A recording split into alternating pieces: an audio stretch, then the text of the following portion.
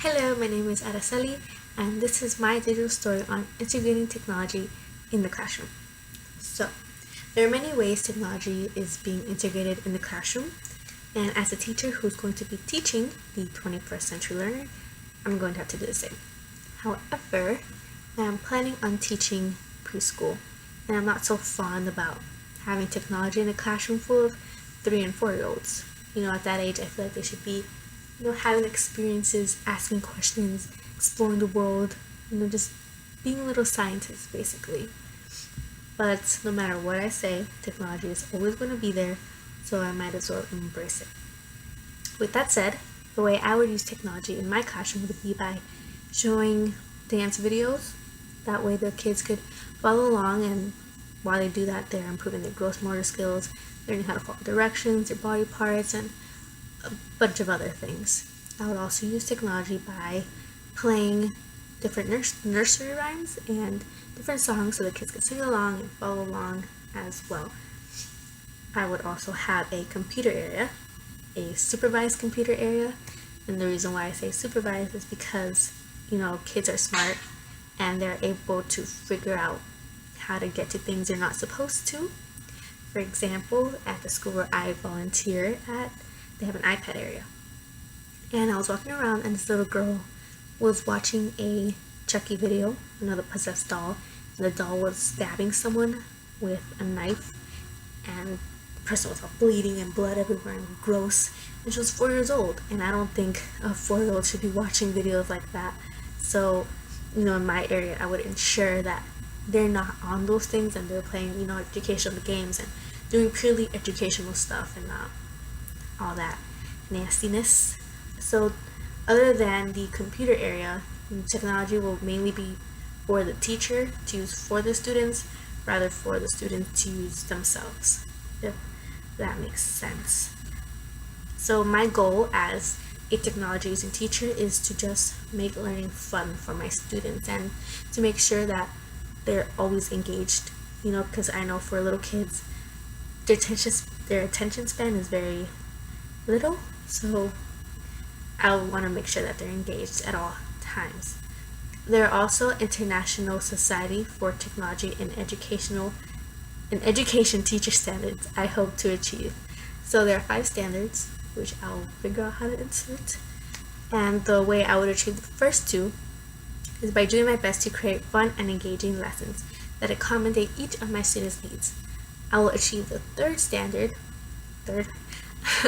by communicating with parents as well as my coworkers, about certain events, about their children, all that good stuff. The way I will achieve the 4th standard is by letting my students know what to do and what not to do when on the computers, and telling them what I do when I go online, and that would help set an example. And lastly, I will achieve standard number 5 by joining webinars, which are basically like training videos, and they give suggestions and tips and other information about the educational field. And doing all this will help me improve my professional practice. So moving along, there are many key issues in the field of educational technology. One of them being the fact that not all teachers come in knowing how to use certain pieces of technology. Many of them also cannot keep up with all the changes or simply do not want to change. And this could be a good thing, the old-fashioned way, because a lot of the time technology does malfunction and it could cause a lot of problems for both the teachers and the students. What else? It can also be difficult for teachers to provide differentiated instruction for the students.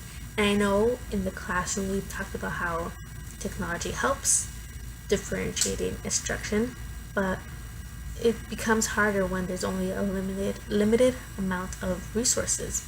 We've given the example of teachers using the smartboard, and there's one student using the smartboard while everyone else is waiting for their turn, getting bored, and disengaging. So it's hard when there's only a limited amount of resources, and that's a lot of the times because they're really expensive. So that's why I say that. Despite all the issues, there are also many trends in the field of educational technology. For instance, there are teachers who let their students use their mobile devices in the classroom, to research and all that. The use of videos is also on the rise in education. whether it is to teach a lesson or for the students to receive extra help on homework. Blended courses are also a trend where most of the assignments are turned in electronically, or all of the assignments. There are also many ways technology can transform teaching and learning in schools. One thing it has changed is that it created a more collaborative learning environment. Students now communicate outside of schools and ask each other questions about the assignment. And a lot of college students do this. They use apps like WhatsApp, Facebook Messenger maybe, like a lot of group chatting applications online. So technology has given teachers more options to teach. And by that I mean now they can play online games, like a well-known Kahoot, Socrative, they can play Jeopardy, and go on different websites that have games. And they can also show videos and do a lot of interactive activities using technology. Finally, I'm going to talk about the types of technology tools that support how teachers develop and evaluate learning experiences for students for each of the International Society for Technology in Education student standards. There's 7 student standards, which I'll also insert, and each has different tools that support how teachers develop and evaluate learning experiences for students. So the first one, Empower Learner. The 2 technology tools can be grammar checking tools and online quizzes that give automatic feedback. For digital citizen, there are computers, use different websites, and social media through the cell phones. For knowledge constructor, there are library databases and online note-taking. For an innovative designer, there are flowcharts, drawing tools. For computational thinker, there is online datasets and analytics. For creative communicator, there are podcasts and video makers. For global collaborator, there are emails and video conferencing. So in the end, technology is an amazing thing, and it's something that every teacher needs to get on board on. Even if we don't like it, we have to be aware that we're going to be teaching a new generation of digital natives. So it's important for us to adapt. And taking classes like, EME 2040 is a great way for new teachers and experienced teachers to stay connected. So yeah, that's my digital story, and I hope I get an A.